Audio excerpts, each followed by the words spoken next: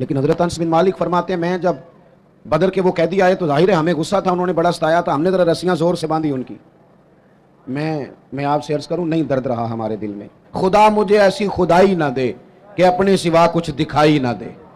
حضرت انس بن مالک کہتے ہیں ہمیں غصہ تھا کفار پر، ہم نے رسیاں زور سے باندھ دی، اور اپنا غصہ نہیں تھا، غصہ یہ تھا ہمارے نبی کو تکلیف دی، مکہ چھوڑنا پڑا، اذیت دی، ہم نے زور زور سے رسیاں باندھی.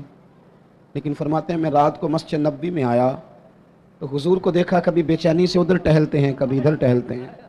میں درد سے آگے بڑھا، میرے ماں باپ آپ کے قدموں پہ قربان، میری اولاد آپ کے ابرو کے اشارے پہ قربان، محبوب کیا بات ہوئی، کیوں اس طرح ٹہل رہے ہیں؟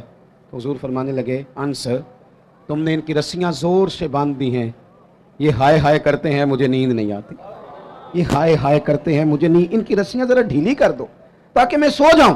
کسی سے تو پیار کرنا یار، کسی کا تو درد